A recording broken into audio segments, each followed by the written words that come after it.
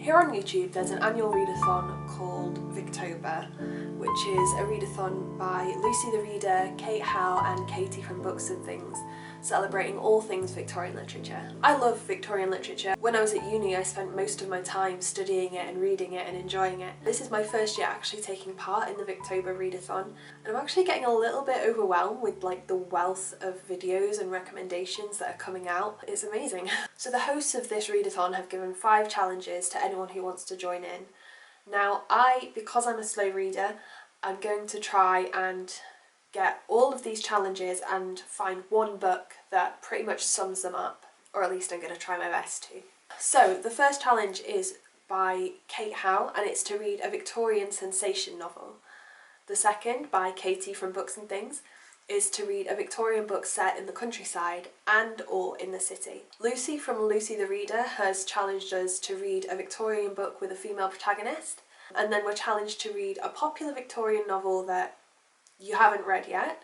And then the bonus challenge is to read a book aloud or to have it read to you, since that was a large part of how books were consumed in that period.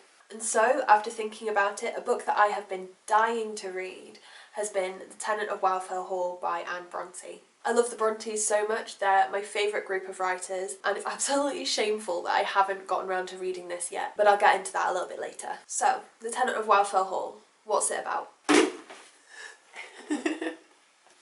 The Tenant of Wildfell Hall is a powerful and sometimes violent novel of expectation, love, oppression, sin, religion and betrayal.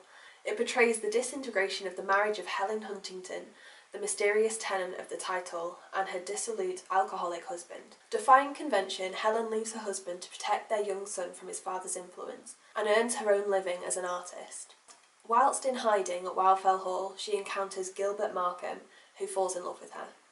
On its first publication in 1848, Anne Bronte's second novel was criticised for being coarse and brutal. The Tenant of Wildfell Hall challenges the social conventions of the early 19th century in a strong defence of women's rights in the face of psychological abuse from their husbands. Anne Bronte's style is bold, naturalistic and passionate, and this novel, which her sister Charlotte considered an entire mistake, has earned Anne her position in English literature in her own right, not just as the youngest member of the Bronte family. So I feel like anyone reading the blurb of this book would get very, very interested in what it's about. So yeah, how does this book fit in with the challenges, if you haven't already guessed? So yeah, the first challenge, to read a sensation novel. I first bumped into sensation fiction when I was studying Gothic literature at uni. So I read The Woman in White, it was on the syllabus, and then after enjoying that, I decided to pick up Lady Audley's Secret by Mary Elizabeth Braddon, and those were the 2 books that started my love of sensation fiction. And because of its relationship with Gothic literature, I feel like it ties in really well with this time of year. So the central mystery of this novel is, who is this woman? Who is the tenant of Wildfell Hall? And there are so many other mysteries, I think, that are involved that I won't go into now. I'll save them for later, for a wrap-up video or something. What I can say though is apparently this book was so shocking that Charlotte tried to stop it from being republished after Anne died,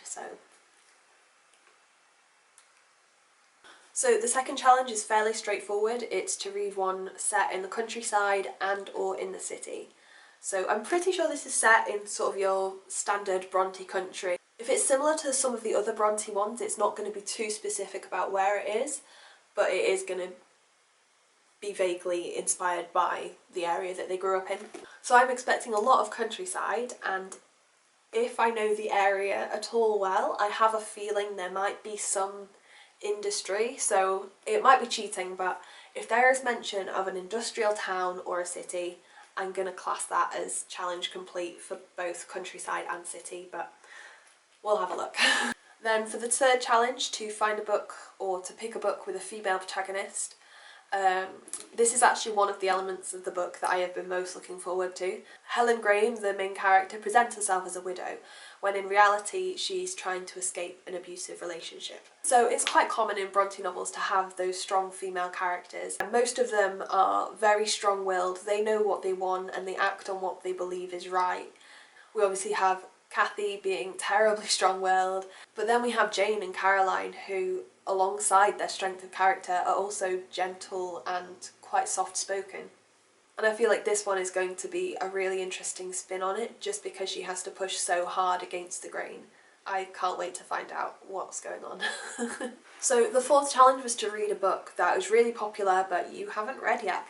So Anne isn't the most popular of the Bronte sisters, but I still think she's really popular and really well known amongst lovers of Victorian literature. So I've picked this book up to read on several occasions, but had to put it down again on several occasions just because the workload at uni was too high for me and I couldn't really read for pleasure alongside reading for my degree. So I really wanted to give this my full attention, so I decided to put it aside and read it when I actually had time for it. So hopefully I'll be able to give it its proper time and take it in properly this time. But yeah, that's why I haven't gotten around to reading it yet, but I just can't wait. But yeah, I love that it was so shocking when it first came out, but it was still so popular. Still shocks me that Charlotte tried to get rid of it. So finally, the fifth challenge to do is to read aloud. So this was apparently a big way of consuming literature back in the day, so I'm going to try and read a portion of this aloud. I might read out one of my favourite sections, or I might have a reading party. I'll have to wait and see what I do. But yeah, for now I'm just going to get into reading it. Yeah, I'm quite a slow reader, but if I can read 3 chapters a day, then I think I can get it done in a fortnight. If I can read 7 chapters a day, I'll probably be able to get it done in a week. But yeah, I'm not sure how that's going to go, but hopefully I'll manage to finish it so that I can give you a bit of a wrap up at the end of the month. But yeah, for now, I'll see you next time. Bye!